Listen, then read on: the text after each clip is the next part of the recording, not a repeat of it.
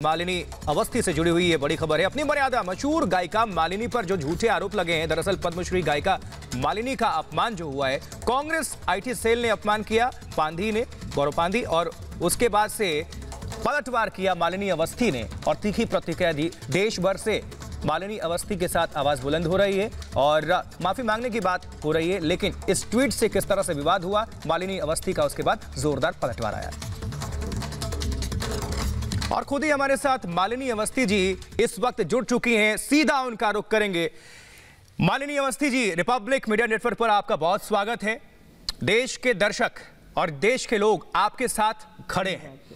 Tweets पर, social media पर लगातार भारी समर्थन आपको मिल रहा है। किस तरह से इसकी शुरुआत कहां हुई? आपने कड़ी मेहनत की, संघर्ष किया, यहां तक पहुंची, पद्मश्री हैं आप, सभी को मालूम है, सम्मान करते हैं, लेकिन इस तरह की अगर ट्वीट होती है तो क्या राजनीति से यह प्रेरक है? किसी के कहने पर ऐसा हुआ?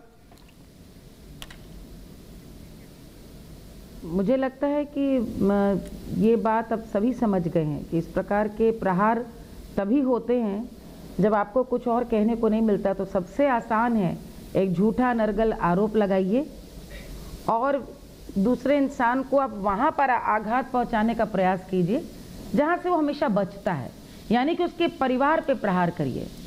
ये मुझे आश्चर्य होता है कि 2020 आ गया, कोरोना की त्रासदी ने हम सबको दिखा दिया कि जीवन कितना क्षणभंगुर है।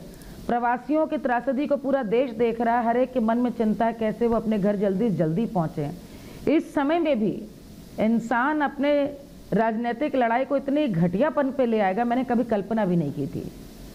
कहीं ना कहीं मुझे आश्चर्य होता है कि आज भी इतनी तरक्की देश ने कर दी, महिला सशक्तिकरण की इतनी बातें हो गई, लेकिन आज भी एक हर कामयाब स्त्री को सफाई देनी पड़ती है।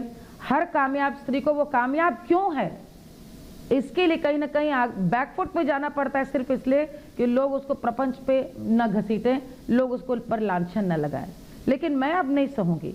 एक राजनीतिक लड़ाई आपकी चल रही है, यदि मजदूरों को बसों से ले जाने के लिए, आने के लिए, आप राजनीतिक लड़ाई राजनीतिक हथियार से लड़िए।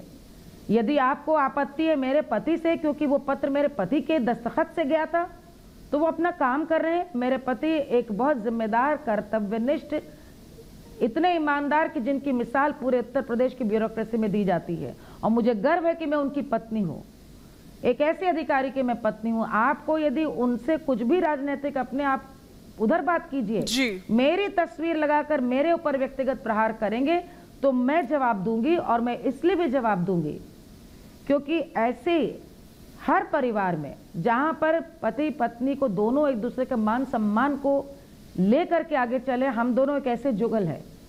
मैंने उस जमाने में गाना शुरू किया जहां पर गाना बहुत अच्छा नहीं समझा जाता था, और मैंने भारत की लोक संस्कृति को लेकर के आगे बढ़ने का प्रयास किया था।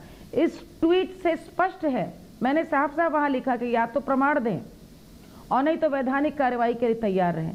बिल्कुल मालिनी जी, अगर प्रमाण होगा तो देंगे ना, लेकिन बड़ा सवाल कांग्रेस पार्टी पर यहाँ पर यह खड़ा होता है कि एक महिला के ऊपर अभद्र टिप्पणी करके ये क्या प्रूफ करना चाहते हैं कि इसी तरह की इनकी मानसिकता है, इनका कल्चर ये है या फिर इनका नेचर ये है?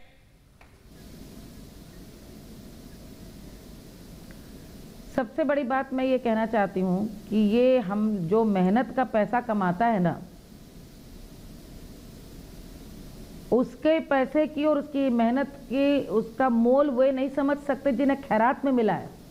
खैरात में जिन्हें पैसा मिलता है, या दूसरों के अपने पुश्तैनी धन पर जिनको अभिमान और जीवन यापन और नाम और काम सब कुछ मिला है, वो तो हर एक को ही बेईमानी की नज़र से देखते हैं। जिस पूरे प्रदेश में आज तक हम इस चीज़ से इतना बचते चले आए कि मैं कलाकार हूँ, मेरे पति यदि अधिकारी, हम दोनों ने अपने जीवन को बहुत एक दूसरे से पृथक रखा है, एक होकर के पृथक रखा कि कहीं पे इंटरेस्ट क्लैश न करने पाए। वहां पर इस प्रकार का आरोप तो मैंने कहा नहीं, ये मैं इसलिए नहीं स्वीकारूंगी कि ये साफ स्पष्ट है कि ये राजनीतिक हथकंडे में जब मुख्यमंत्री योगी आदित्यनाथ जी की ईमानदारी पर उनके खिलाफ कुछ नहीं ढूंढ पाते, मेरे पति के खिलाफ कुछ नहीं ढूंढ पाते, और मेरे खिलाफ भी कुछ नहीं ढूंढ पाते, तो आपको लगता है मालिनी जी, इंसान को परिवार, आपको लगता है कि ये जो पूरी गतिविधियां हैं एक सस्ती लोकप्रियता हासिल करने का एक तरीका है, और चूंकि ये जो शख्स है वो खुद कांग्रेस आईटी सेल का कोऑर्डिनेटर है, ऐसे में आपको लगता है कि कहीं ना कहीं ऊपर से हाई लेवल से दिशा निर्देश मिले होंगे? क्योंकि जब आप किसी पार्टी से जुड़े होते हैं तो आप जब बोलते हैं तो उस पार्टी को भी रिप्रेजेंट करते हैं, तो कहीं लगता है कि दिशा निर्देश भी होगा बदनाम करने की कोशिश किसी एजेंडे के तहत? देखिए, अधिकृत ट्विटर हैंडल यदि है और ट्विटर हैंडल में यह भी लिखा गया है कि वो एक पर्टिकुलर दल के लिए काम करते हैं, उनके ट्वीट को तो उन्हीं के दल की भाषा समझी जाएगी। हालांकि मैं ये बता दूं कि उनके दल के ही कई लोगों ने भर्त्सना भी की है।